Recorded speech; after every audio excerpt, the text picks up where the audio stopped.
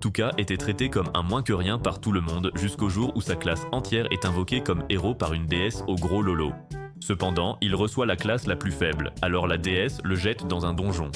Jurant de se venger, il s'en sert pour monter de niveau et devient un tombeur surpuissant. Tout commence par Tuka rêvant de son enfance, quand il subissait les foudres de son père. Il le supplie de le lâcher, mais son père continue de le frapper. Se réveillant en sursaut, Tuka voit la brute de la classe, Shogo, importuner la déléguée, Ayaka. Tout le monde fait semblant d'ignorer le harcèlement en cours. Tuka observe que même pendant le voyage scolaire, il ne peut pas échapper à sa vie. Il dit poliment à Shogo d'arrêter d'embêter Ayaka. Énervé, Shogo le traite de canard désespéré de conclure, ce qui réduit Tuka au silence.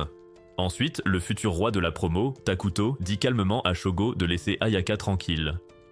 Aussitôt, il rend le livre d'Ayaka et s'excuse à moitié pour l'avoir harcelé, puis retourne à sa place. Il commence alors à harceler un autre élève nommé Yasu. Soudain, tout le monde se retrouve téléporté dans un autre monde. Une femme hideuse les accueille tous au royaume d'Alion et se présente comme la déesse vicieuse. Elle révèle la raison de leur invocation, combattre le grand empereur démon.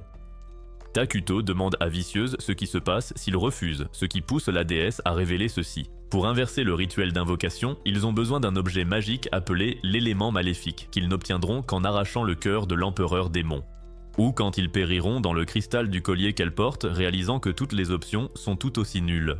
Shogo hurle à Vicieuse qu'il doit rentrer dans son monde pour regarder les récapitulatifs de Shadow Recap. Ignorant cet abruti, Vicieuse appelle les élèves pour voir s'ils ont des affinités avec les talents magiques qu'elle va leur accorder. On dit rapidement à Shogo qu'il a une grande affinité pour la magie, ce qui fait de lui un rang A, gonflant son ego au point que quelqu'un pourrait y grimper et en sauter. Quand vient le tour de Takuto, il dépasse Shogo et brise le cristal avec son énergie magique écrasante.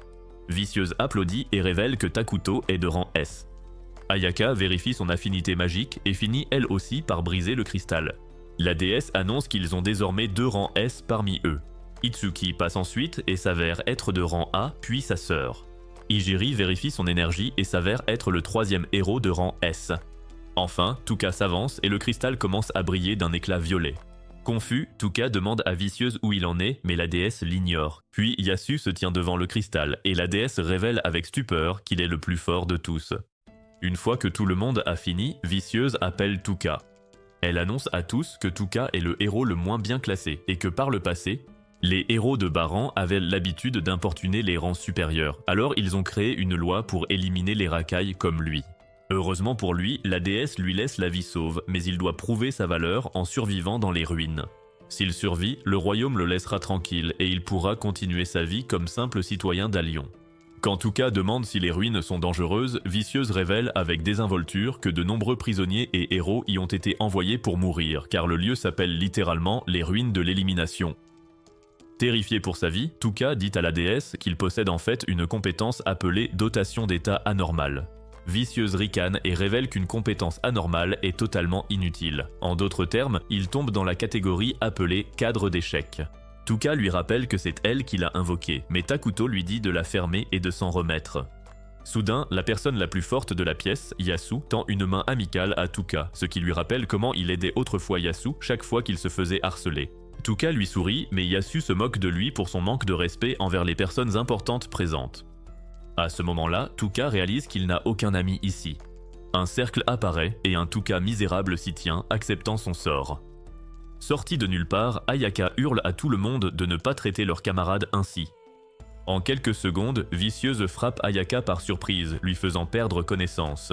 Vicieuse traite Tuka de raté, qui aurait dû être avalé comme un coup de sperme par sa mère. Tuka tente d'attaquer la déesse, mais elle part l'attaque sans aucun effort. Un par un, ses camarades de classe se moquent de lui, savourant sa misère, ce qui pousse Tuka à se remémorer son passé. Après tant d'abus, Tuka arrête de jouer les gentils et dit à Vicieuse qu'à son retour, il commettra sur elle de pires atrocités que le grand artiste allemand. Et juste comme ça, Tuka est envoyé dans les ruines pour y mourir seul. Dans l'obscurité, il réalise vite que les ruines sont dangereuses quand un monstre l'attaque. La traque commence, mais l'émotion de Tuka n'est pas la peur, mais la colère et la frustration. Il finit par se retourner et hurle paralysie, ce qui fige complètement le monstre. Il est poursuivi par un autre monstre, en plein désespoir. Il utilise à nouveau la paralysie, mais la combine avec une autre compétence nommée poison. Désormais, porté par la rage, il se dit prêt à vaincre n'importe qui et n'importe quoi. Comme il ne lui reste plus que ses propres PM, Tuka s'interroge sur ce qui se passera une fois qu'il les aura totalement épuisés. Le monstre, appelé Minotaur, prépare son attaque, poussant Tuka à lancer sa paralysie encore une fois. Mais à son grand dam, le système l'informe qu'il ne peut pas réutiliser le même sort sur un ennemi. Heureusement, il dispose d'un sort de sommeil, qu'il utilise vite sur l'affreux monstre.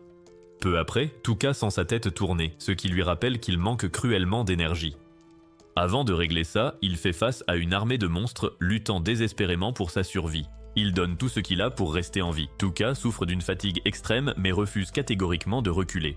Alors que l'armée avance, le système augmente soudain son niveau, permettant à Tuka de récupérer avec un sourire victorieux. Tuka apprend qu'il peut désormais cibler plusieurs monstres à la fois. Après les avoir paralysés, il utilise son poison, ce qui l'aide à gagner plus de points d'aura. Une fois terminé, Tuka ouvre son statut et réalise que ses PM ont augmenté. Il note aussi que ses PM impactent directement sa compétence inhérente. Retrouvant sa détermination, Tuka s'affirme qu'il survivra à la ruine de l'élimination. Sur ce, il tente d'éliminer d'autres monstres, mais il s'enfuit. Réalisant qu'il n'est pas un humain ordinaire, Tuka poursuit sa route et ramasse des objets utiles laissés par les défunts. Tuka découpe ensuite les monstres et tente de festoyer, mais il découvre vite que la viande de monstre a pire goût que les spaghettis de ta mère. En soupirant, il s'allonge, complètement terrassé par la faim. Tuka remarque alors que son sac de mana brille d'un éclat violet. Il s'en saisit et est ravi d'y trouver du cola et un sachet de bœuf séché. Les jours passent et Tuka survit en empoisonnant ses proies, montant de niveau et se nourrissant de toute chair qu'il trouve. Mais lentement, l'épuisement s'installe, pas seulement physique, mais quelque chose de bien plus profond. Les souvenirs d'une enfance sombre commencent à hanter Tuka, lui rappelant avec douleur comment il espérait jadis tuer ses parents abusifs avant que son oncle et sa tante n'interviennent. Après l'avoir éloigné d'une voie autodestructrice, en lui offrant un foyer aimant, il a essayé de devenir comme eux, dans l'espoir de trouver une certaine normalité. Mais après avoir consommé des choses dépassant l'entendement, il admet qu'il commence à avoir peur de lui-même. Pourtant, Tuka reconnaît que la survie n'admet aucune hésitation, et il doit accepter la version de lui-même forgée par ce voyage. En avançant dans les ruines, il croise d'étranges créatures, mais au lieu de trembler de peur, il les élimine plus vite qu'avant. Finalement, il trouve une pièce scellée. En canalisant son mana pour l'ouvrir, Tuka découvre les squelettes de 2 amants, morts depuis longtemps. Il espère secrètement que le gars a pu s'offrir une dernière gâterie mémorable avant de se faire pomper l'âme. Une fois qu'il a fini de penser au couple défunt, il commence à fouiller les affaires de ces derniers. Et il trouve des gemmes qui pourraient s'avérer utiles une fois qu'il aura atteint la surface. Tuka continue de fouiller pièce après pièce, prenant tout ce qu'il peut aux morts. Jusqu'à ce qu'il atteigne une chambre spéciale, nécessitant une plus grande quantité de magie pour être déverrouillée. À l'intérieur, gît le cadavre d'un homme qui n'a jamais trouvé la paix, ni dans la vie, ni dans la mort. Une note à proximité révèle son identité, Anglin, le grand sage. Aussi connu comme le héros des ténèbres, Tuka se rappelle que Vicieuse avait dit à Yasu que ce héros, Anglin, avait eu une vie tourmentée. La lettre révèle qu'il avait été envoyé à Raïr quand Vicieuse n'avait plus eu besoin de lui. Cela remplit Tuka d'amertume envers la déesse, lui faisant réaliser qu'elle n'est pas mieux que l'empereur démon. En explorant les restes, Tuka découvre un livre de savoir interdit rempli de recettes de médecine et d'outils magiques qui pourraient se révéler extrêmement précieux par la suite. Il découvre aussi un parchemin de magie interdite, bien que sa langue dépasse sa compréhension. Pourtant, il se dit que si le sage a tout risqué pour l'apporter ici, il doit contenir un sort puissant, capable de défier la déesse elle-même. Parmi les pages, Tuka trouve un avertissement concernant le dévoreur d'âmes, la créature responsable de chaque vie fauchée dans ces ruines. Haussant les épaules, il poursuit sa route, adressant de silencieuses prières aux âmes perdues tout en cherchant une sortie. Finalement, Tuka atteint une porte scellée par la magie, nécessitant une clé. Cela signifie que le dévoreur d'âmes est proche. Rongé par l'anxiété, Tuka se demande si le héros des ténèbres a échoué. Quelle chance a-t-il, lui ? Bientôt, Tuka repère une tête massive fixée au mur, tenant un orbe qui contient probablement la clé de la liberté. Alors que Tuka s'apprête à utiliser ses capacités, un laser lui transperce la main, le stoppant net. Le piège s'active dès qu'il détecte la moindre intention hostile. Avec sa main blessée et sa portée limitée, Tuka se demande comment il pourra bien riposter. Avant qu'il ne trouve de solution, les murs s'effondrent, lui faisant réaliser que le dévoreur d'âmes arrive. À proximité, une femme blonde fuit un danger invisible. À l'intérieur, la tête de démon flottante s'approche et invoque une masse gluante violette qui prend la forme d'humains horrifiés, s'avérant être les âmes de ceux qui sont morts ici. La créature observe, impatiente de voir comment Tuka va réagir. Soudain, le visage du démon surgit du mur avec un cri assourdissant, prêt à dévorer. Tuka paralyse les monstres visqueux et regarde la tête géante se délecter de sa souffrance. Il tente d'empoisonner la créature, mais hésite soudainement. Sa conscience refuse de nuire à ce qu'il reste d'humanité, même piégé dans cette forme monstrueuse. Il s'efforce de se convaincre qu'il vaut mieux que les monstres qu'il combat. Le démon crache simplement d'autres âmes dans l'intention de le submerger. Tuka recule, implorant les esprits torturés, tandis que le démon s'excite de son désespoir. Alors que sa volonté faiblit et que le désespoir le gagne, Tuka paralyse enfin le démon surpris. Il explique que la créature était trop absorbée par son plaisir sadique pour voir qu'il restait sur ses gardes. Désormais, le chasseur devient le chassé. Tuka se moque de l'arrogance du démon, montant de niveau en révélant qu'il a joué la comédie toute sa vie, feignant d'être gentil et normal. Mais désormais, il compte rendre au décuple chaque cruauté qu'il a subie. Le poison parcourt le démon et alors qu'il faiblit, Tuka le nargue d'avoir succombé à un simple humain, la créature étant vaincue et les âmes libérées de leur tourment. Tuka monte encore d'un niveau. Les orbes de lumière, les esprits libérés, se rassemblent et le remercient d'avoir survécu et mis fin au cauchemar. Avant de s'évanouir, ils délivrent un ultime message, vaincre la déesse à tout prix. Le héros des ténèbres apparaît une dernière fois, pressant Tuka d'accomplir cette tâche. Les esprits disparaissent, laissant Tuka seul avec l'orbe, la clé de la sortie. Il se jure de faire payer la déesse. Dans un dernier souffle, Tuka déverrouille la porte de sortie et s'avance vers la liberté, laissant les ruines derrière lui. Pendant ce temps, on voit les héros de Vicieuse chasser divers monstres pour améliorer leurs compétences, tandis que les 3 meilleurs garçons s'amusent à traquer leur proie. Quelque part, une PNJ nommée Kobato frissonne en voyant un monstre. Une fille nommée Asaji lui tapote le dos, rappelant à Kobato que si elle ne chasse pas, elle sera chassée. Kobato accepte le conseil d'Asaji, mais l'appelle par erreur par son nom de famille, ce qui, pour une raison obscure, agace Asaji, qui dit sombrement à Kobato que si elle ne l'appelle pas Asaji, alors elle s'assurera que 70% de la classe la traite comme une moins que rien. Kobato tremble d'intimidation, ce qui fait qu'Asaji redevient douce en disant à Kobato qu'elle sent que leur classe va s'effondrer très bientôt. Lorsqu'on lui demande pourquoi, Asaji répond en soulignant que leurs camarades sont des snobs égoïstes qui ne pensent qu'à eux. De plus, le système de classement va accentuer la division, car les forts s'en prendront aux faibles. Cela dit, Asaji presse Kobato de rejoindre son groupe, appelé le groupe Asaji, pour qu'au moment venu, elle ne soit pas traitée comme une joueuse de Genshin Impact. Kobato, trop effrayé pour parler, reste là pendant qu'Asaji joue avec ses encas de senpai, prenant son silence pour un accord. Asaji appelle ses autres sbires et ordonne à Kobato de tuer le monstre enchaîné. Si elle refuse, elle finira comme Tuka, oubliée de tous pour toujours. N'ayant plus le choix, Kobato lève son épée et élimine le monstre. Une fois Asaji satisfaite, Kobato s'effondre en larmes, se rappelant un souvenir où Tuka protégeait un chat de gouttière. Ailleurs, Ayaka se réveille et est emmenée devant Vicieuse, qui joue la comédie pour montrer à Ayaka qu'elle a dû être méchante avec Tuka, car se débarrasser des perdants est un rituel important dans leur royaume. Elle révèle aussi que pendant qu'elle dormait, les héros ont reçu l'ordre de terrasser des monstres. Ceux qui ont échoué ont dû partir, mais Ayaka ne se laisse pas berner par l'air mignon de la déesse. Ayaka lui dit franchement qu'elle n'approuve pas ce qu'elle fait. Cela fait rire Vicieuse, qui affirme qu'elle est connue comme une déesse parce qu'elle est clémente. C'est pourquoi elle laissera Ayaka s'opposer à elle juste un peu. En réponse, Ayaka demande à Vicieuse de supprimer la clause de bannissement. Et en retour, elle travaillera 2 fois plus que les autres héros pour compenser les plus faibles. Vicieuse sourit comme une politicienne avisée et dit à Ayaka qu'elle devrait se serrer la main après ce bon accord. À contre-cœur, Ayaka lui serre la main, mais une fois hors de vue, elle note que la déesse était aussi froide que le zizi d'Edward Cullen. Pendant ce temps, dans la forêt sombre, la blonde tente d'échapper à des types qui détestent le déo et pensent que le savon est pour les faibles. Pendant ce temps, Tuka s'enfonce dans la forêt. Réalisant qu'il lui faut une épée, qui sera son bouclier et assez menaçante pour blesser ses ennemis. En chemin, il tombe sur une bande de slime qui malmènent un slime plus petit. Cela lui rappelle sa propre situation, alors il intervient vite et paralyse les slimes harceleurs. Puis, avec un poison non mortel, il les écarte et une fois le petit Slim sauf, Tuka le félicite d'avoir tenu tête à ses agresseurs. Il souhaite une bonne vie au slime et reprend sa route. À son insu, le slime continue de le suivre en silence sans qu'il ne s'en rende compte. Tuka finit par remarquer la présence du slime et lui demande s'il compte le suivre partout désormais. Le slime fait signe que oui, faisant réaliser à Tuka qu'il a trouvé son jumeau. Pendant ce temps, la blonde comprend que le groupe, les marcheurs blancs, ne cessera jamais de la traquer. Se reposant un peu, Tuka ouvre le livre des arts interdits et trouve un passage sur un remède pouvant renforcer un slime. Il demande à son slime s'il l'aidera dans sa quête pour se venger. Une fois qu'il obtient la confirmation qu'il attendait, Tuka sourit et dit au slime qu'il s'appelle désormais Pijimaru alors que son compagnon fait une petite danse. Tuka se jure d'utiliser tout ce qui est en son pouvoir pour anéantir la déesse. Pendant ce temps, les marcheurs blancs encerclent la blonde, la forçant à faire face. Elle prépare sa lame, appelant les esprits à l'aide alors qu'ils se rapprochent d'elle.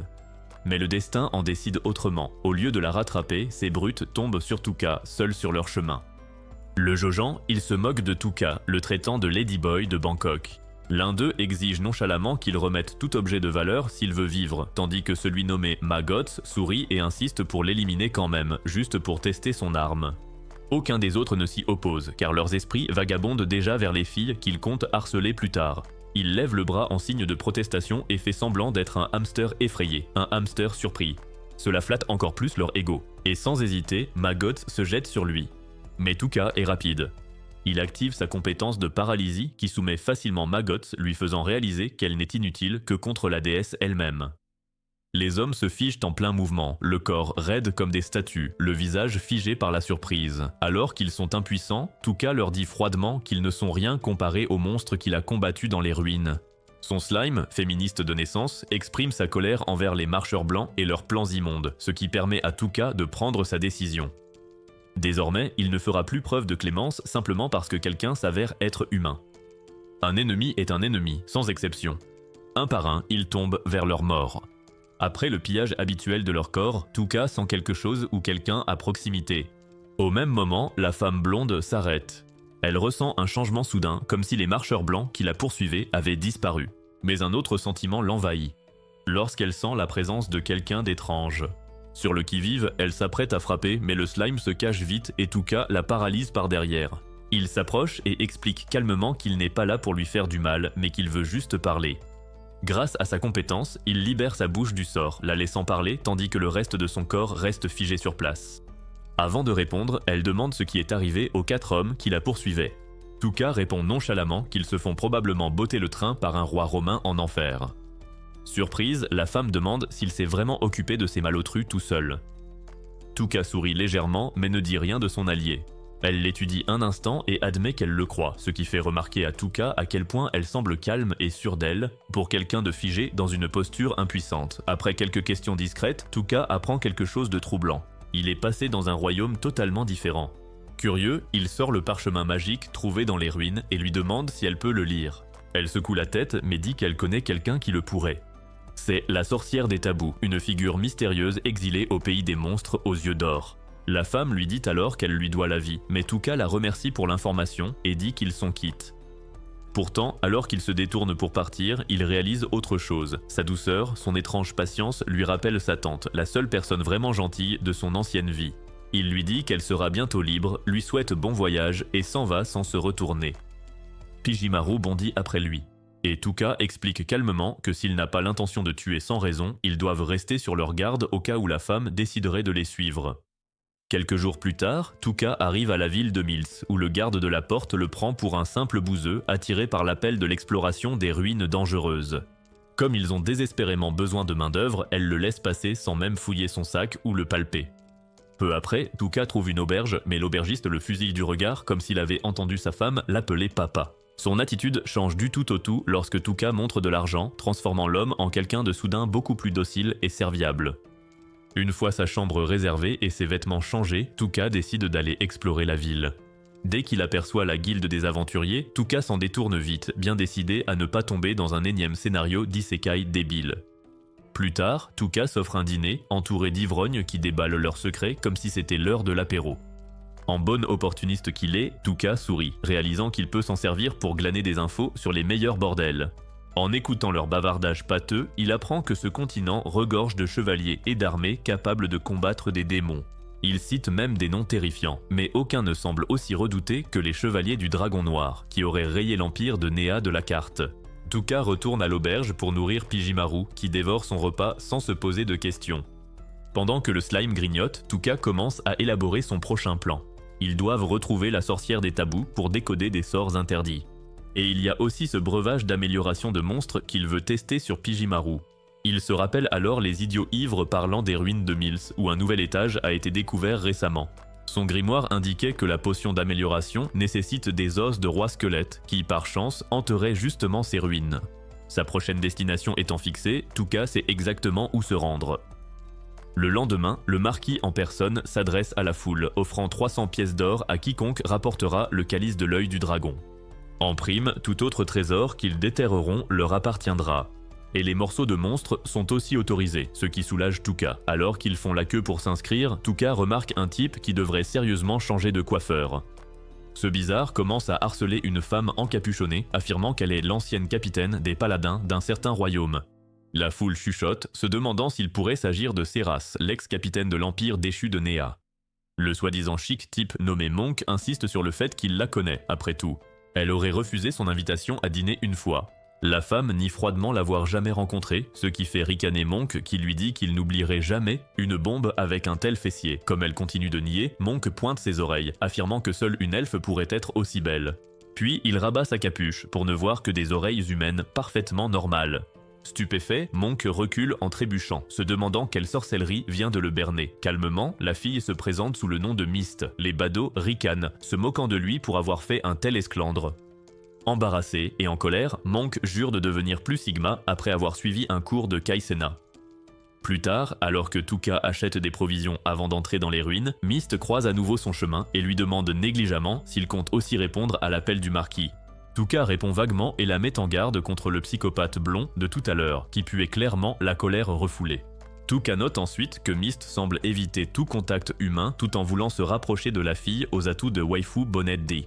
Tuka demande à Mist de l'aider à s'équiper, et il la paiera pour le dérangement. Fauché comme Naruto enfant, Mist accepte et ils échangent vite leurs faux noms. Tuka se moque de leur présentation, mais se dit qu'ils ont tous deux des secrets. Ensemble, ils font le marché où Mist négocie habilement les prix pour Tuka. Impressionné, il lui remet 3 pièces d'argent.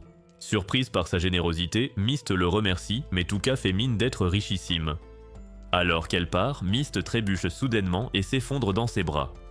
Tuka s'étonne de son état de fatigue, mais Mist assure qu'elle va bien et s'enfuit. Après avoir perdu la belle, Tuka se dirige vers les ruines de Mills. À l'entrée, il voit 2 mercenaires effrayés passer en courant, suivis de démons Ox. Mais pour Tuka, ces créatures ne sont rien face à celles des ruines de Disposal. Un autre mercenaire arrive pour achever l'Ox, mais il est déjà mort d'un coup de dague. Perplexe, il s'en va, ne comprenant pas ce qui s'est passé. Tuka sourit, réalisant que les monstres des ruines sont tous d'une faiblesse infinie. En chemin, Tuka surprend Monk complotant avec des assassins pour tuer Mist par vengeance. Le crasseux fulmine que la simple existence de Mist l'exaspère, ce qui amuse les assassins. Ils veulent d'abord son corps, ce que Monk accepte, la traitant de simple traînée. C'est alors que Tuka surgit, les traitant de pires ordures que la terre ait portées. Ils sortent leurs armes, mais Tuka lève calmement la main, demandant grâce. Monk se moque et s'élance pour frapper, mais il finit paralysé à la place. Monk jure de se venger, mais Tuka se contente de rire de ce pauvre imbécile empoisonné, sur le point de se faire dévorer par un monstre. Plus tard, il atteint l'avant-dernier étage et installe son camp avant d'explorer la nouvelle section. Après une sieste, il continue et croise des gens qui s'en vont en sens inverse.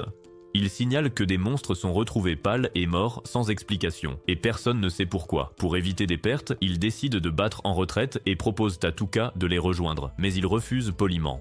Il lui souhaite bonne chance et lui conseille de prévenir les autres. Tuka sourit, sachant très bien qu'il est la cause de ces morts mystérieuses, et espérant que la rumeur se répande pour effrayer la concurrence. Enfin, il arrive au dernier étage et découvre une chambre cachée avec un calice. Souriant, Tuka se prépare alors que la statue s'apprête à l'attaquer. Rapide, il parvient à paralyser et à empoisonner la statue. Une fois qu'il en a fini avec la pauvre statue, il s'empare vite du calice. Alors que Tuka s'en va, il tombe sur Mist, choqué de le trouver ici. Pour éviter un combat, il lui propose de prendre le calice. Quand elle demande ce qu'il veut en retour, il lui dit juste d'aller dormir.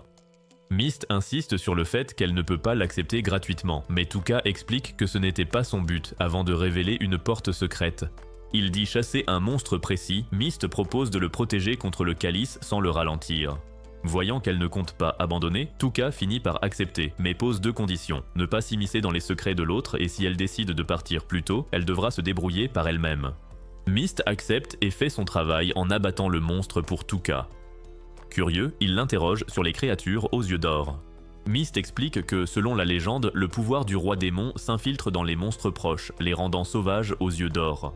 Cela amène Tuka à se demander si l'éclat doré de Takuto était un avertissement.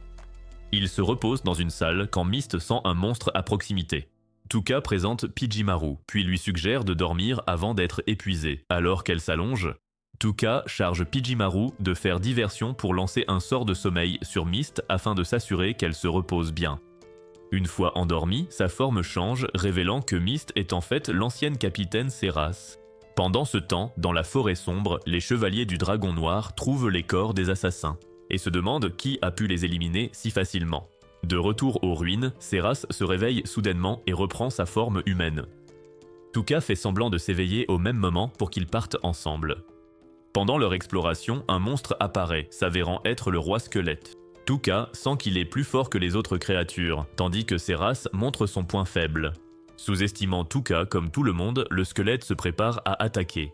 Seras active un pouvoir mystérieux et commence à s'étendre en expliquant que cette technique est censée rester secrète. Sinon les Ortia la livreront aux Illuminati. Tuka en a assez des bavardages et bat facilement le roi squelette, choquant Seras. Ensuite, Tuka trouve l'ingrédient rare dont il avait besoin pour sa potion. Il promet de répondre aux questions de Seras une fois de retour à la surface. Avant de partir, Pijimaru informe Tuka de la présence d'un objet caché. Enveloppé dans un tissu magique, il s'avère que c'est un œuf. Pijimaru insiste pour l'emporter afin de le vendre aux Américains pour 1000 $. Pendant ce temps, les chevaliers combattent des guerriers squelettes. L'un d'eux perd même une main. Ayaka presse son groupe de gagner du temps, mais Shogo fonce tête baissée, rejoint par Takuto, qui se moque que ses camarades se fassent brûler. À Nils, Seras livre le calice de l'œil du dragon, tandis que Tuka s'éclipse discrètement. Elle le rejoint plus tard, mentionnant une réception demain pour recevoir sa récompense. Tuka l'invite ensuite dans sa chambre à 8 h pour une discussion privée. En se quittant, elle le remercie encore pour le calice.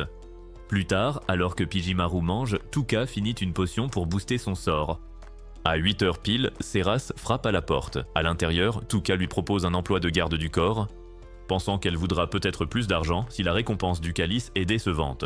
Il explique chercher la sorcière des tabous et s'attendre à des attaques, une fine lame serait donc utile. Elle mentionne que leur destination concorde mais hésite encore. L'appeler par son vrai nom prend Seras au dépourvu. Tuka avoue avoir utilisé son sort de sommeil et dit qu'elle doit révéler son identité pour voyager ensemble. Seras avoue utiliser un pouvoir spirituel pour se cacher au prix du sommeil et reprendre sa vraie forme au repos. Elle révèle avoir été traquée par les marcheurs sacrés, mais qu'elle peut enfin souffler un peu. Tuka lui demande si elle lui fait confiance maintenant que sa vraie forme est révélée. Quand elle dit oui, il lui donne son vrai nom, lui demandant de le garder secret comme il le fera pour elle. Seras se présente formellement et accepte le rôle de garde du corps. En paiement, Tuka lui donne un cristal bleu, ce qui la choque car c'est une gemme de dragon bleu rare, bien plus précieuse que le calice. Elle tente de refuser. Mais Tuka lui relance et fait mine d'être désinvolte pour l'extraction de minerais, lui disant qu'elle peut le jeter si elle veut. Finalement, elle finit par accepter. Sur ce, Tuka suggère qu'ils utilisent de faux noms en public. Seras tente d'avouer qu'elle est recherchée. Mais Tuka n'en tient pas compte et lui dit qu'il ne peut offrir qu'un soutien oral, donc si elle cherche un soutien moral, elle devrait prendre un journal intime. Plus tard, alors que Seras se baigne, elle se sent et se demande combien elle pourrait gagner en vendant son eau de bain sale. Allongée, elle décide de faire confiance à Tuka, comme elle a autrefois fait confiance à la princesse. Le lendemain matin, ils déjeunent ensemble, tandis que des mercenaires plaisantent sur le fait que Seras a enfin laissé un type maigre explorer sa grotte. Tuka lui dit d'ignorer les ivrognes. Lorsqu'il l'interroge sur la magie interdite, Seras explique qu'elle est bannie par la déesse, vicieuse. En apprenant cela, Tuka soupçonne que c'est parce que cela menace son pouvoir. Seras s'excuse de ne pas en savoir plus, mais Tuka lui répond que sa réponse est amplement suffisante, ce qui la fait rougir devant son charme sans effort.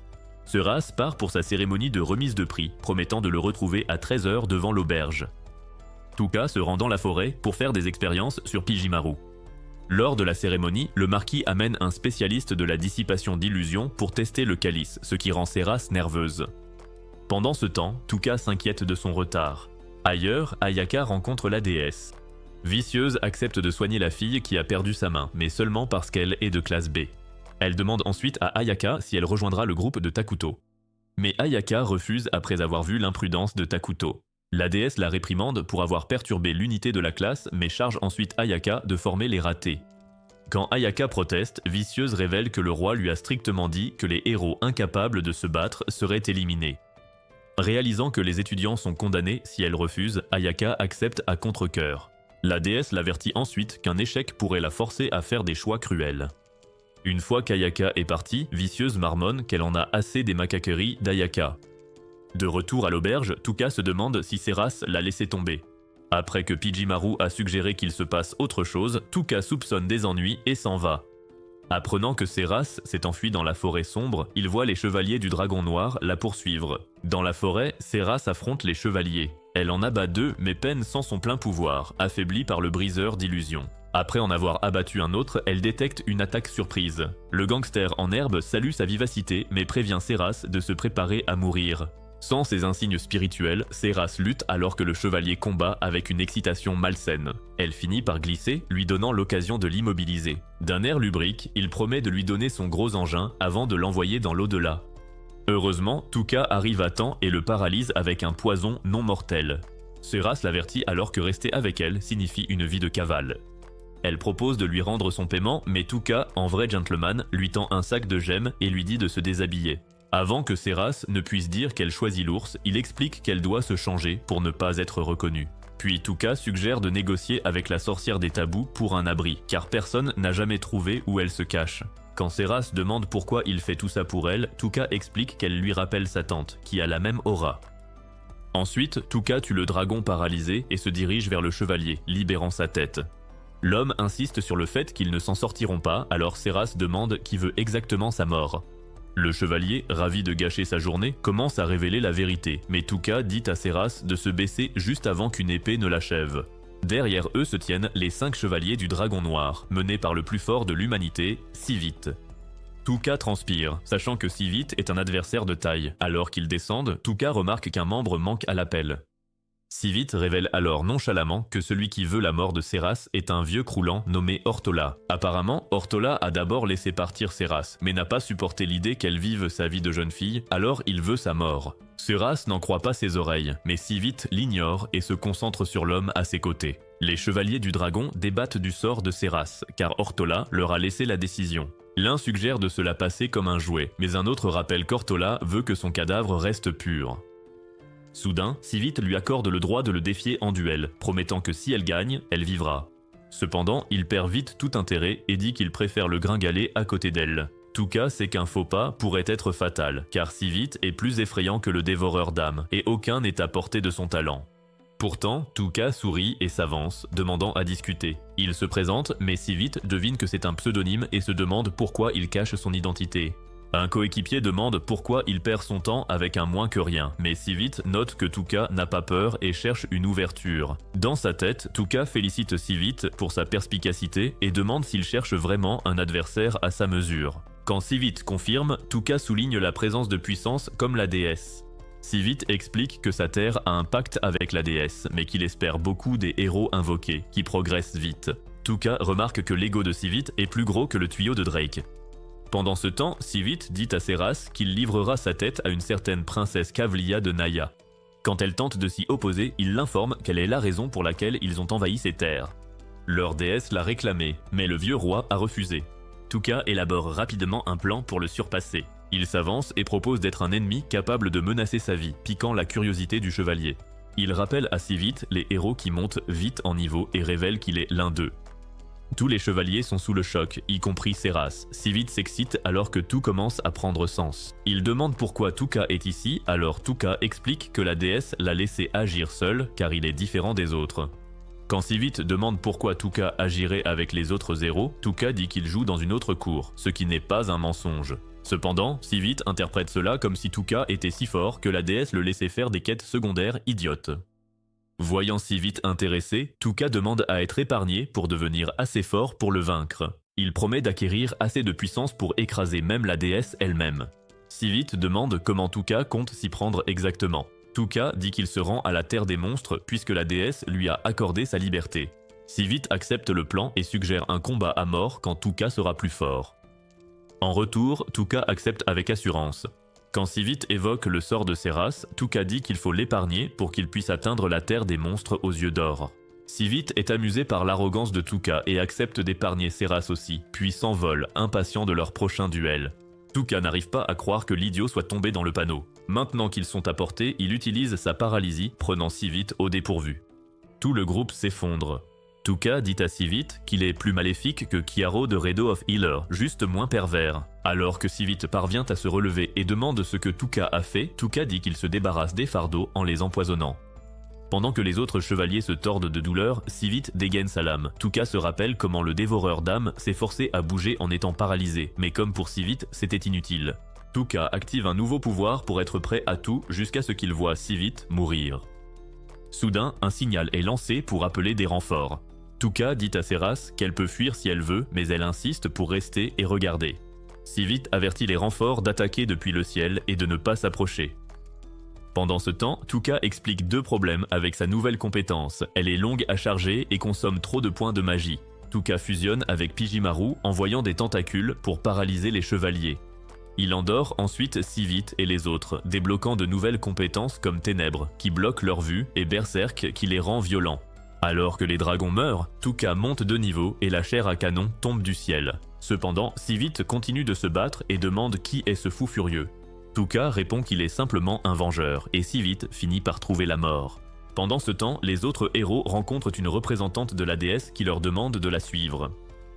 Quand Shogo commence à être gênant, elle l'assomme pour prouver leur différence de force. Cela amène Ayaka à se demander comment elle peut être aussi rapide. La streameuse Twitch leur dit qu'ils retournent à la capitale royale pour la prochaine étape. De retour dans la forêt, Tuka raconte toute son histoire à Seras.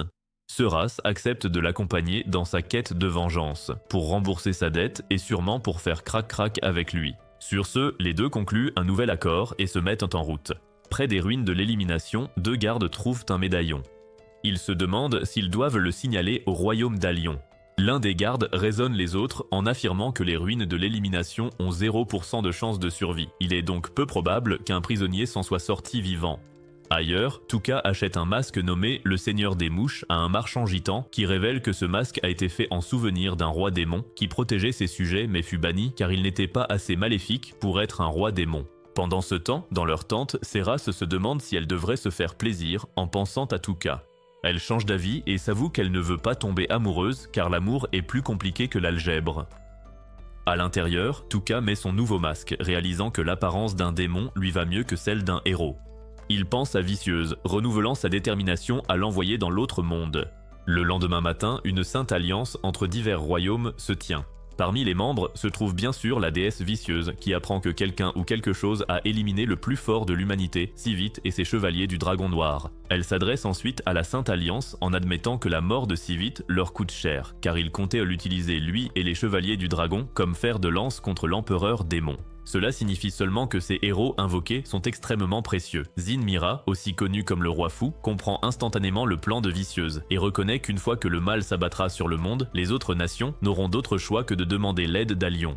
Soudain, Sigmus, membre de la Sainte Alliance, apprend qu'un groupe avouant avoir terrassé les chevaliers du dragon a été trouvé à Urza. Ce groupe de sorciers est connu sous le nom d'Ashinto.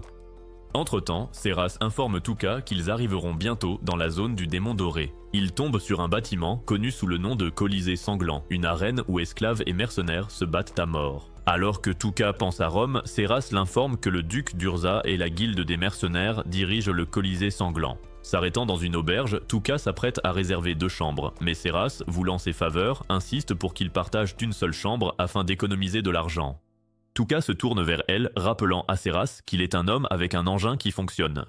Rougissant légèrement, Seras dit à Tuka qu'elle n'a aucun problème, alors ils finissent par choisir une seule chambre. Plus tard, ils arrivent dans une taverne pour manger quand un groupe d'ivrognes discute de la mort des chevaliers du dragon et du fait que c'est Seras qui les a éliminés. Un autre n'est pas d'accord et affirme que c'était en fait Ashinto, le groupe de sorciers. En entendant ce nom pour la première fois, Tuka interroge Seras qui révèle qu'Ashinto vénère le dieu maudit. Soudain, un groupe d'hommes encapuchonnés se faisant appeler Ashinto arrive à la taverne. Ils informent la foule qu'ils sont les protecteurs de magie, la progéniture du dieu maudit, et qu'on doit donc leur donner de bonnes places. Les jugeant de loin, Tuka note que les Ashinto ressemblent à une bande de guignols qui se paluchent, mais s'ils endosent la responsabilité d'avoir tué si vite et ses chevaliers du dragon, alors tout va bien. Alors que les ivrognes parlent de la sorcière interdite, Tuka décide de se joindre à eux. Il offre à boire aux hommes pour leur délier la langue. Bientôt, il apprend que la sorcière a déjà combattu au Colisée sanglant. Soudain, une femme léopard entre et les hommes disent à Tuka qu'il voit la plus forte guerrière du Colisée sanglant. Saisissant l'occasion, Tuka se présente sous un faux nom à la léopardine, qui révèle s'appeler Eve Speed. Quand il tente de la flatter, Eve lui dit d'être franc sur ce qu'il veut, et Tuka l'interroge sur la célèbre sorcière. Eve avoue ne jamais l'avoir rencontrée et lui demande pourquoi il s'intéresse tant à elle. Tuka ment en disant rêver de devenir érudit, voulant en savoir plus sur ces personnages mystérieux. Eve dit à Tuka que l'endroit où il se rend n'est pas fait pour survivre. Elle lui conseille alors de se trouver une maman gothique pour son entrejambe et d'oublier la sorcière interdite. Plus tard, Seras informe Tuka qu'Eve a menti, ce qui signifie qu'elle sait exactement où se trouve la sorcière. Arrivée à l'auberge, Tuka utilise sa sacoche de mana pour donner à manger à Pijimaru. Quand Seras y goûte, elle a instantanément un orgasme gustatif. Tuka est instantanément ensorcelé par sa beauté. Il lui dit ensuite qu'il devrait réfléchir à leur prochain plan. Seras déclare qu'il devrait enquêter sur Eve Speed demain pour la faire parler. Tuka demande ce qu'elle valorise le plus et Seras révèle que c'est l'argent pour racheter sa liberté. Quelques heures plus tard, Tuka et Seras s'entraînent. Une fois qu'elle le domine, Tuka va se baigner tandis que Seras renifle son manteau pour sentir sa sueur. Cette nuit-là, Tuka observe Seras dormir, réalisant qu'elle sacrifie ses émotions pour le protéger. Soudain, Seras s'éveille et offre à Tuka des herbes médicinales pour l'aider à mieux dormir. Après avoir bu leur thé, Seras lui demande s'il a résisté à ses tentations. Tuka admet que oui, car sa priorité absolue est sa vengeance. Le comprenant, Seras s'incline et jure de l'aider dans sa quête. Le matin venu, le duo apprend qu'Eve était une esclave, devenue célèbre grâce à ses talents de combattante. Après plusieurs matchs, son dernier combat aura lieu demain avant qu'elle ne soit libérée. Seras informe Tuka qu'Eve avait assez d'argent pour être libre, mais a choisi de continuer à se battre pour libérer un enfant. Elle lui confie également une rumeur selon laquelle un combattant perd toujours la vie lors de son dernier combat, car les maîtres du Colisée ne veulent jamais que leurs esclaves soient libérés. Tuka ajoute qu'Eve Speed étant la meilleure, la direction ne voudra jamais qu'une telle guerrière soit libre. Quand elle lui demande s'il compte intervenir demain, Tuka demande sombrement pourquoi attendre demain. Interceptant Eve Speed, Tuka lui demande si elle est redevable à la sorcière interdite, d'où son silence. Eve nie en bloc, mais Seras apparaît et affirme qu'elle ment encore. Sur ses gardes, Eve sort son épée et demande à Tuka ce qu'il veut vraiment. Il répond qu'il veut juste aider un gros chat et révèle que le duc compte la faire assassiner demain. Toujours méfiante, Eve veut savoir pourquoi il l'aide. Tuka admet que sa mort serait gênante, car elle seule connaît l'emplacement de la sorcière. Pour montrer sa force, Tuka lui dit aussi qu'il peut toujours kidnapper la petite fille dont elle s'occupe. Cela enrage la femme léopard, mais Seras dit vite qu'ils savent tout de sa situation, qu'elle se bat pour une fille nommée Lise. Se confiant enfin, Eve les remercie pour ces informations, mais avoue qu'elle ne peut pas fuir le combat sanglant de demain. Quand Tuka demande pourquoi ne pas juste enlever Lise et fuir, Eve répond qu'on n'échappe pas au système et qu'ils finiront traqués. Tuka insiste pourtant, il connaît un endroit, l'antre de la sorcière interdite, mais Eve lui dit qu'il est impossible d'en atteindre le fond. Voulant la rassurer, Tuka jure de protéger Lise au péril de sa vie, mais Eve lui demande ce qu'un gringalet comme lui pourrait faire. Sous-estimé, Tuka dit à Eve que c'est lui qui a éliminé les chevaliers de dragon, mais elle refuse de le croire. Alors Tuka montre son pouvoir en la paralysant, ce qui prend Eve par surprise. Intervenant, Seras dévoile sa forme d'elfe et Eve la reconnaît aussitôt comme Seras, l'ex-chef des chevaliers du royaume démantelé de Naya. Devant de telles preuves, Eve reconnaît que Tuka est capable de la protéger, elle et Lise. Pourtant, malgré tout, Eve dit à Tuka qu'elle ne lui fait pas assez confiance pour le suivre. Quand il demande comment elle peut préférer son maître, ce misérable duc, à un beau gosse bien coiffé, Eve admet qu'il l'a toujours bien payé.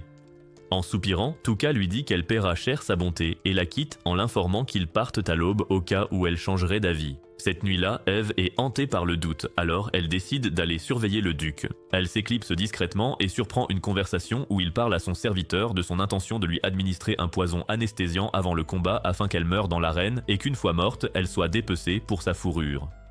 Quand le serviteur demande ce qu'il compte faire de l'elfe noir, le duc révèle sa perversion et avoue qu'il en profitera dès qu'Eve ne sera plus là. Furieuse, Eve retourne à sa chambre quand elle croise Magie, le commandant d'Ashinto, qui lui souhaite bonne chance pour le combat de demain. Profitant de l'obscurité, Eve s'échappe et retrouve Tuka et Seras, admettant qu'ils avaient raison après tout. En gage de bonne foi, elle leur dit qu'elle révélera la cachette de la sorcière interdite une fois qu'ils auront enlevé Lise.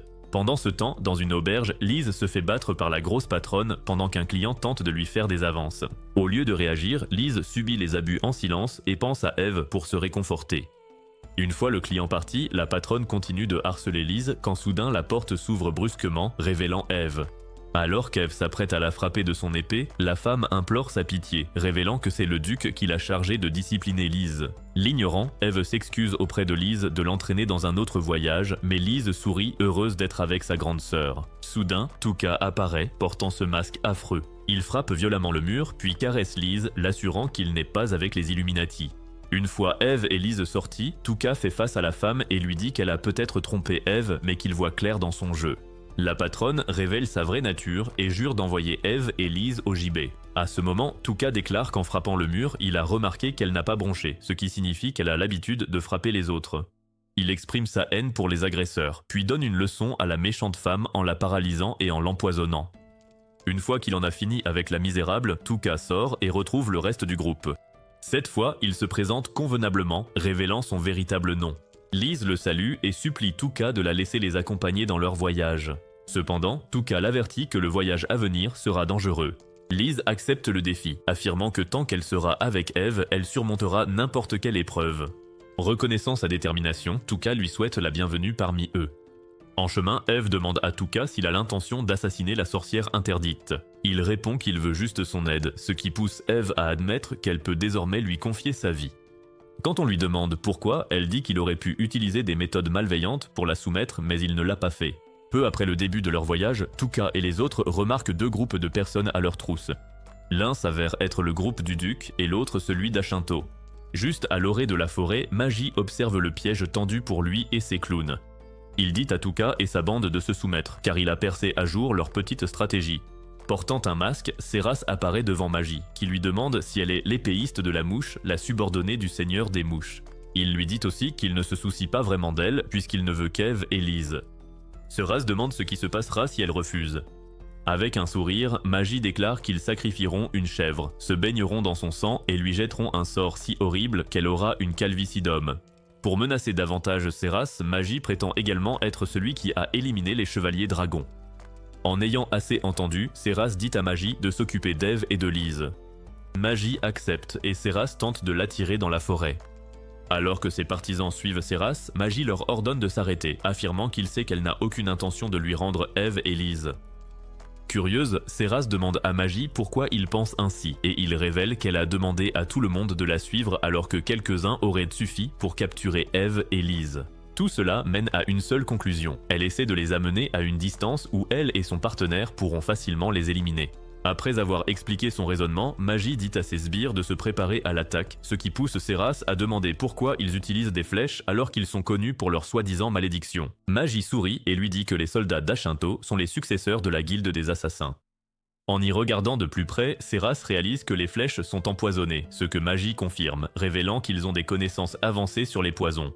Seras les traite d'imposteurs, pour avoir trompé les gens en leur mentant sur la façon dont ils maudissent les autres. Magie admet joyeusement les accusations, révélant en plus qu'ils étaient en fait tombés sur les cadavres des chevaliers dragons et s'en étaient attribué tout le mérite. Désormais curieuse, Seras interroge Magie sur leur but ultime et il annonce joyeusement qu'il veut prendre le contrôle du pays. Sur ce, il demande à Seras où se trouvent ses compagnons.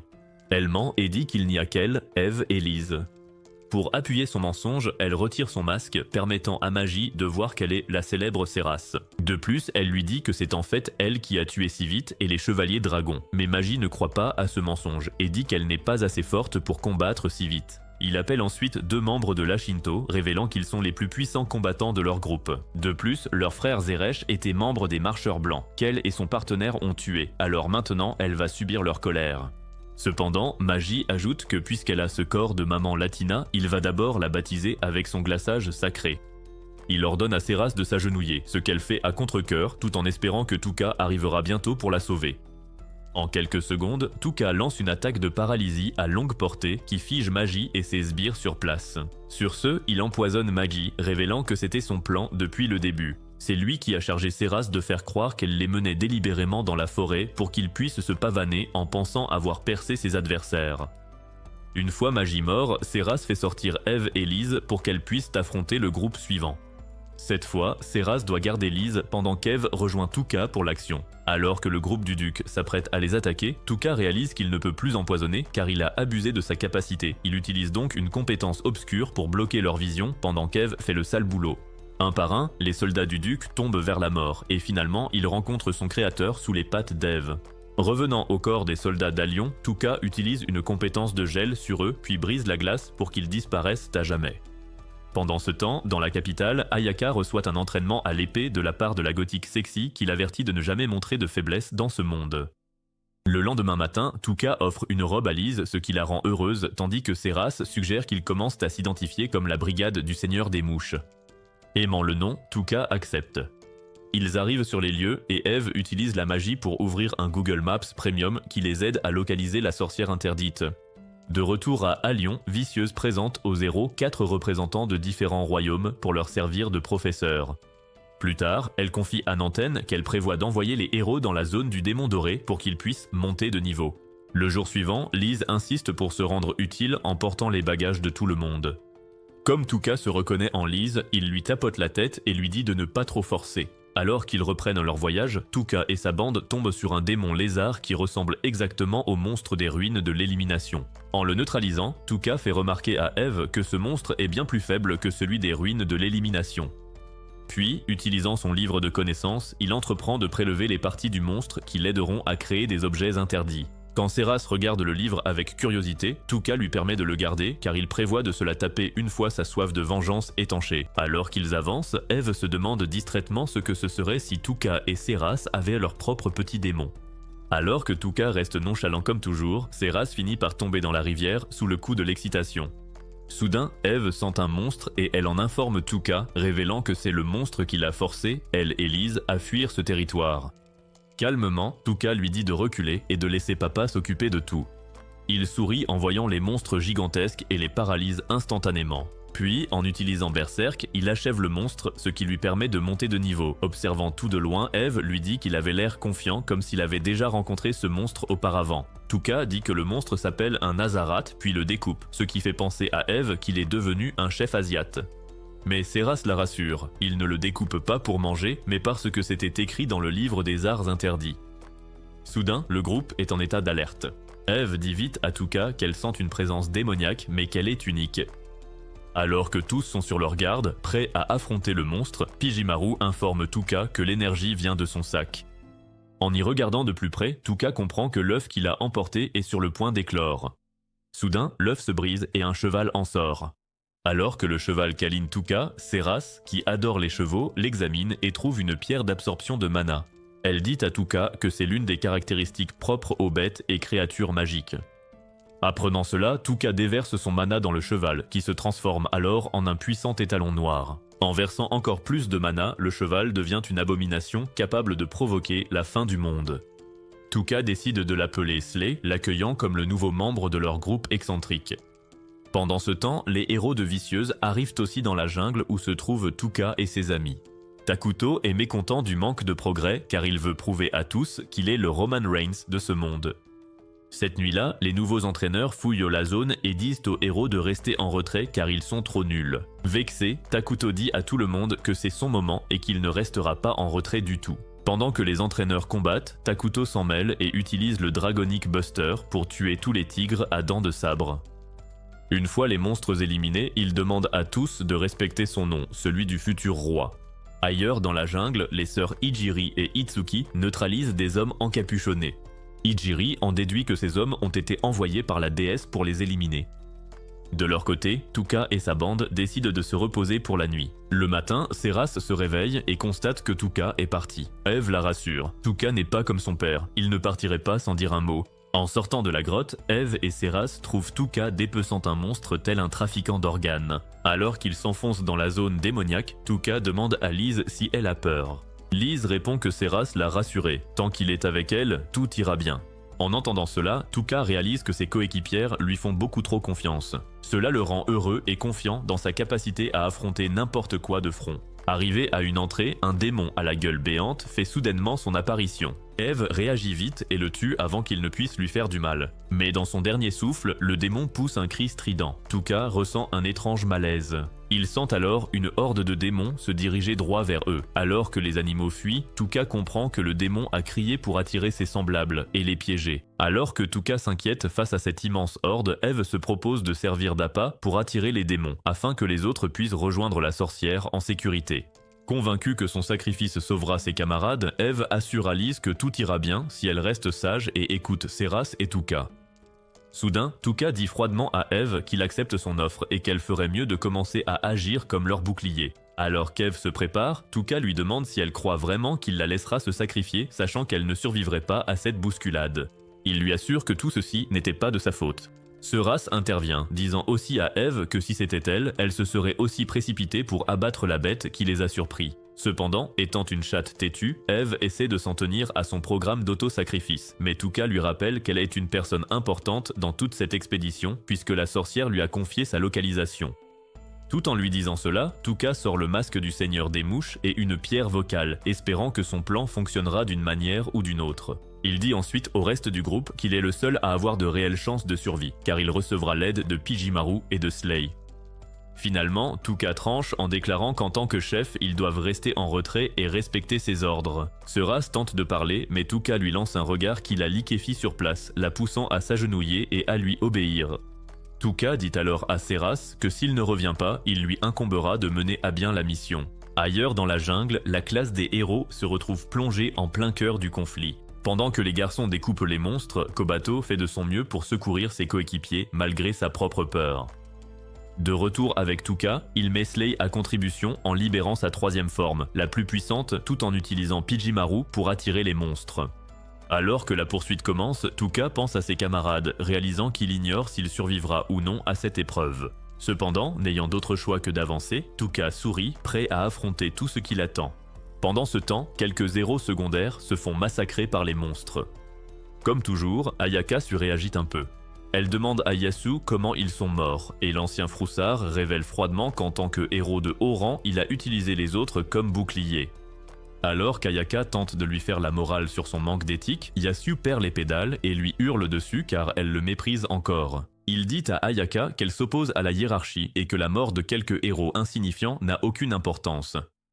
Cependant, Ayaka insiste sur le fait qu'en tant que fort, il devrait protéger les faibles et non s'en servir comme de simples marchepieds. Yasu traite moqueusement Ayaka de version dévoyée de Mère Teresa et lui rappelle que les défunts acclamèrent la déesse quand elle a condamné Tuka. En pleine crise de folie, Shogo et Takuto arrivent, traitant Yasu de racaille pour son comportement indigne. Takuto va plus loin et pointe sa lame vers Yasu, lui rappelant que même si la déesse l'a promu, il reste un cafard à leurs yeux. Furieux, Yasu se prépare à attaquer et dit à Takuto qu'il n'aurait jamais dû intervenir, car il ne faisait que rabaisser Ayaka. Cela prouve que les rangs ne valent rien, car beaucoup de héros de haut rang n'ont pas encore débloqué leurs compétences innées. Tout aussi furieux, Shogo s'apprête à faire une démon Targaryen à Yasu quand Takuto lui dit de reculer. Oubliant sa place, Shogo demande s'il a peur, mais un regard du beau gosse remet Shogo à sa place. Alors que Yasu s'éloigne, Takuto dit à Ayaka qu'elle donne une mauvaise image au rang S et s'en va, la laissant s'apitoyer. Cependant, elle revient à la réalité lorsqu'elle entend certaines filles dire que Kobato a disparu. Pendant ce temps, Eve partage son plan de rejoindre Tuka dans la bataille. Seras demande pourquoi elle doute de leur grand chef, et Eve révèle que depuis qu'ils sont entrés dans la zone démoniaque, Tuka est resté éveillé pour les protéger, donc il n'est pas au top de sa forme. Elle réalise qu'il a utilisé sa compétence de sommeil sur elle pour qu'elle puisse bien dormir. Cela dit, Eve dit à Seras et Lise qu'elle est la mieux placée pour aider Tuka car elle est forte et ses sens aiguisés l'aideront la nuit et si lui ou le cheval sont blessés, elle pourra les ramener seule. Comprenant Eve, Seras accepte tandis qu'Eve remarque qu'elle est tombée follement amoureuse de Tuka. Seras ne nie pas ses allégations.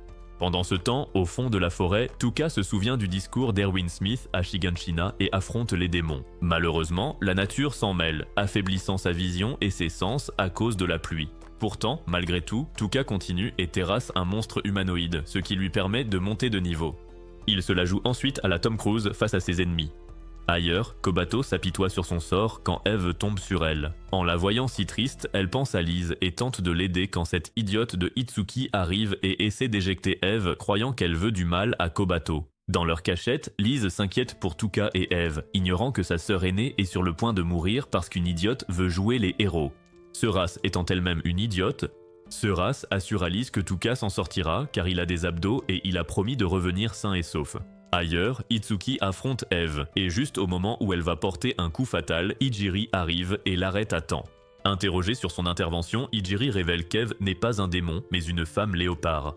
Itsuki demande pourquoi c'est important, et Ijiri révèle que les femmes léopards sont très intelligentes. Cela dit, elle s'excuse auprès d'Eve pour le comportement turbulent d'Itsuki. Eve les observe en silence, tandis qu'Ijiri l'assaille de questions sur sa présence ici et sur ce qui a poussé une combattante comme elle en zone démoniaque.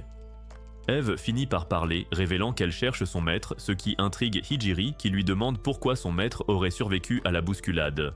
Eve reste silencieuse, ne voulant pas que les héros d'un autre monde découvrent l'existence de Tuka. Au lieu de cela, elle s'en va, laissant Ijiri plus curieuse que jamais. D'un autre côté, Tuka achève les démons et réalise que Pijimaru et Slay sont tous deux épuisés. Il comprend la situation de ses compagnons et leur dit de se reposer tout en évaluant les dégâts sur son corps. Tuka note que bien qu'il ait atteint le niveau de sang, ses blessures et son endurance ne récupèrent pas. Cependant, il ne peut pas se reposer car il sent un monstre humanoïde se diriger droit sur lui.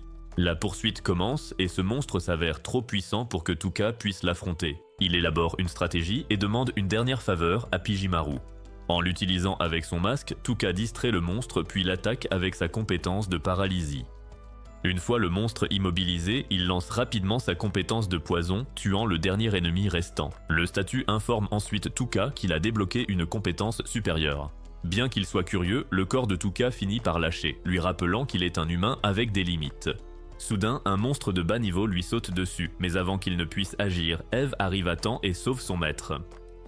Heureux d'avoir sa camarade, Tuka s'effondre sur Eve qui le porte lui, mais aussi Pijimaru et Slay. En chemin, Eve informe Tuka qu'elle a croisé Itsuki, Ijiri et Kobato. Quand il lui demande si elle leur a parlé de lui, Eve répond rapidement que non. Tuka salue sa vivacité d'esprit, affirmant qu'il vaut mieux que les héros le croient mort. Une fois regroupé avec Seuras et Lise, Tuka s'autorise enfin à se détendre. Cette nuit-là, Seuras offre ses cuisses sacrées à Tuka pour qu'il puisse y dormir. Pendant qu'il profite de ce contact, Seuras exprime son inquiétude pour lui et le fait qu'il en fait trop. Tuka sourit, sachant qu'elle s'inquiète pour lui, mais assure à Seuras qu'il ira bien. Ils échangent leurs âges pour que les deux parties sachent qu'ils sont majeurs et que la loi ne s'en mêle pas. Le lendemain matin, le groupe reprend la route quand Seuras dit à Tuka qu'elle a quelque chose à lui dire mais n'ose pas. Elle lui demande de l'attendre et Tuka la congédie en lui disant froidement qu'il le fera. Au fond de lui, il sait déjà que Seuras se fait plaisir toute seule en pensant à lui. Bientôt, il tombe sur une zone couverte de sceaux magiques. Avant qu'ils ne réagissent, un golem tente de les intercepter, mais Tuka utilise sa paralysie pour l'arrêter. Une fois le golem écarté, le groupe commence à explorer la zone, réalisant qu'ils touchent enfin au but. Pendant ce temps, les sœurs ramènent Kobato à son groupe, et Ayaka est ravie de la voir saine et sauve. Une fois leur travail terminé, Ijiri dit à Itsuki qu'elle avait raison de croire que les hommes éliminés hier soir devaient assassiner les héros pour briser l'esprit d'Ayaka, permettant à la déesse d'agir à sa guise sans rendre de compte. Pendant ce temps, Tuka déverse une quantité folle de mana dans un orbe magique, déverrouillant enfin la dernière porte.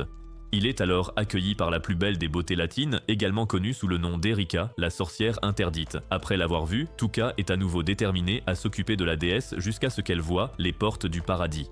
Pensez-vous que Tuka atteindra son objectif? Si oui, commentez une pomme par jour éloigne les méchants. Et si vous aimez ce récapitulatif d'anime, regardez cette vidéo ici.